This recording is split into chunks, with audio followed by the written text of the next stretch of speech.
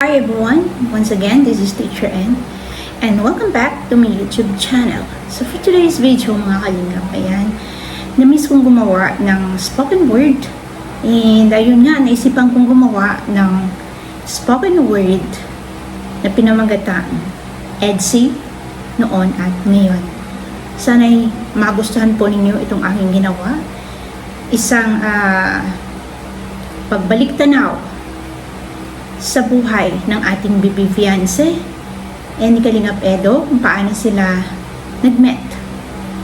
So ayun mga kalingap, ako'y natutuwa na from the start to finish, from the start until now, not finish kasi hindi pa tapos yung pagtulong ng Kalingap dito sa ating baby fiancé. So kumbaga, sa simula na siya ay nakilala at sa simula na siya ay nakita natin, na-met natin, hanggang ngayon, siya pa rin ang fiancé na nakitaan ko ng kabutihan, kababaang loob, kabutihan ng kanyang puso, kasipagan, pagmamahal sa pamilya, pagpapakumbaba, mahiyain noon, mahiyain pa rin ngayon, pero hindi na ganun kamahiyain. Kumbaga, nagkaroon na siya ng self-confidence. And sobra akong natutuwa sa laki ng improvement ng ating baby fiancé. Siyempre, hindi man sa kanyang pag-uugali nagbago, kundi sa kanyang personalidad. Nagkaroon siya ng napakataas na self-esteem and napakalaking self-confidence. At yan po ay nang dahil sa Team Kalingap. And sa lahat ng mga sponsors, mga sumusuporta dito sa EDSI, maraming salamat. At maging ako din ay isa sa nagmamahal dito sa ating baby fiancé and syempre kay Kalingap Edo. So maraming salamat sa inyong lahat sa suporta and sana hindi kayo magsawa. So ayun mga Kalingap, panoorin na natin ang kwento ng buhay ni fiancé noon at ngayon. Si fiancé noon at ngayon. Si fiancé ay panganay sa kanilang magkakapatid. Sa kanyang murang edad, siya ay subok na sa hamon ng buhay. Pero patuloy pa rin siyang lumalaban para maiahon sa kahirapan ang kanyang mga kapatid at matulungan ang kanyang mga magulang. Hindi niya ikinakahiya ang pagiging isang mahirap dahil yun ay nagsisilbing inspirasyon sa kanya, motivation para matapos niya ang pag-aaral. Nang tanging alam niya lang ang edukasyon ang magiging susi sa kanilang pangarap sa kanilang buhay. Pinangarap din niyang makita sila ng Team Kalingap at ito na nga sa kanilang harapan. Nang dahil kay Dr. Love na ipakilala dito kay Kalingap Rob ang ating baby fiancé. Sa mga unang araw nating nakilala itong ating baby fiancé, kitang-kita sa kanyang mga mukha. Malamlam ang kanyang mga mata. Nabiglaan na lamang napapatulo ang kanyang luha. Sa kabila ng kanyang mga ngiti, hindi maiwasang siya ay maiyak kapag naalala ang mga hirap ng buhay na napagdaanan niya. Hirap na hindi nila alam kung saan kukuha ng isusubo na naman sa kinabukasan. Mga pagbaon nilang magkakapatid. Kaya sa tuwi na siya ay nauutusan ng kanyang nanay na mangutang sa mga kapitbahay. Ngayon, unti-unti nang nagkakaroon ng ngiti sa kanyang mga labi dahil yung mga araw daw na siya ay nangungutang, ngayon ay hindi na. Nang dahil ang Team Kalingap ay bigay ng Panginoon sa kanila para magbigay ng panibagong pag-asa at ngiti sa kanilang pamilya.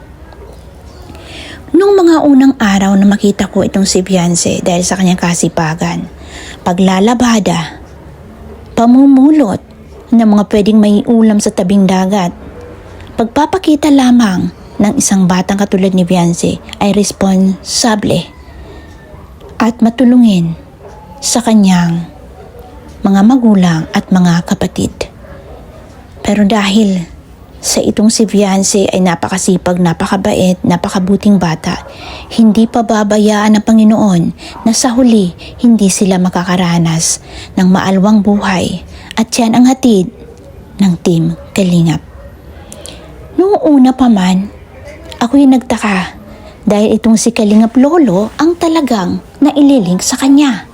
Makikita natin na talagang tuwang-tuwa itong si Kalingap Lolo nang makita at mapiro sa kanya si BP Fiance. Pero hindi pala sila ang itinadhana. Sabi nga sa kanta, ipinagtagpo ngunit hindi itinadhana. Dahil ang nakatadhana pala dito sa ating BP Fiance walang iba kundi si Kalingap Edo. At ito na nga, ang unang-una nilang pagtatagpo ay ang paghahatid ng tulong dito sa pamilya ni na BP Fiance. Sa unang pagtagpo ng kanilang mga mata, abay grabe ang ngiti ng ating BP Fiance. Hindi mo halos maikaila na talagang may spark sa kanilang dalawa. Nang dahil naman siguro dyan sa mga pabiro-biro ng ating si Kalingap Edo na siyang nagpasaya dito sa ating BP Fiance. Doon na nagsimula ang kanilang love story na sobrang kinakikiligan ng marami. Maging ako din ay sobrang nakilig sa unang-unang pagtagpo ng dalawang pusong itong hindi natin alam na noon hanggang ngayon sila pa rin ay magmamahalan. Sa unang pagtagpo nila, kung mapapansin ninyo, grabe ang ngiti ng ating BP Fiance. Hindi siya mapakali.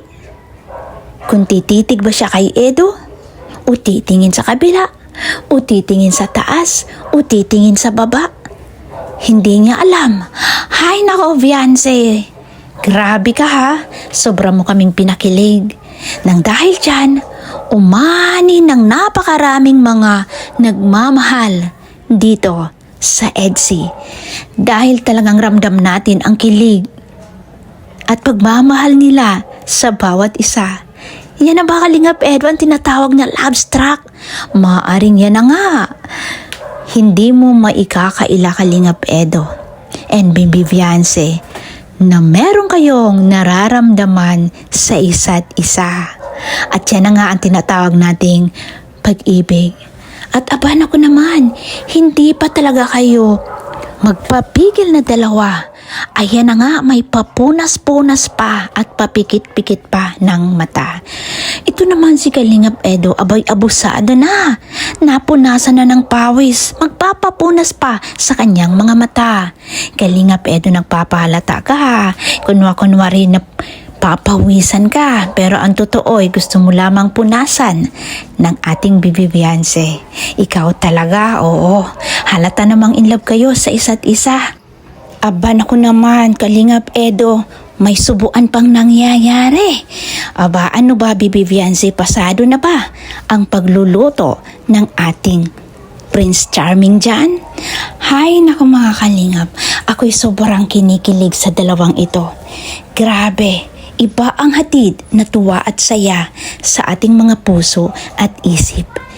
Hindi rin nagpapahuli itong si BP Fiance natin. Dahil lang minsan nang maisama siya ni Kalingap Edo sa kanilang tahanan, abay pati mga hugasin gusto atang hugasan. Ngunit datapwat subalit itong nanay ni Kalingap Edo, abay ayaw namang mandyahan ang nakagandahang mga daliri ng ating prinsesa na si BP Fiance. Aba naman to the rescue agad-agad ang ating Kalingap Edo. Fiance sinaway at pinaupo sa isang gilid. Abay pinatutulog pa sa kwarto. At sinabihan ba namang, para ka namang others kung gusto mo matulog ka at huwag kang maghugas ng mga pinggan. Grabe, ako'y sobrang natuwa dito sa dalawang ito. Nakakala mo'y magkaibigan lamang kung magturingan, pero sila ay magkasintahan. Maituturing na ba natin silang magkasintahan, mga kabayan? Magkasintahan, serye man o katotohanan. Para sa akin, hindi na yon mahalaga. Ang mahalaga, nakikita natin ang dalawang pusong nagmamahalan ng tunay at dalisay dahil sa kanilang mga titigan, sa kanilang mga ngiti, sa kanilang mga tawanan, at lalong-lalo na sa kanilang mga kilig, tuwa at saya na ihinihahatid nila sa ating puso at isipan. Huwag natin kalilimutan, mga kabayan, EDSEN yan po lamang para sa darating na halalan ay para sa kanilang tunay na pagmamahalan, suportahan po natin hanggang sa ito ay maging katotohanan. Hindi lamang hanggang serye at pantasya, kundi pagdasal natin sa Poong May Kapal na sana sa nagsimula sa serye ay matatapos sa totoo at totohanan na pagmamahalan na ito ay hahantong sa simbahan.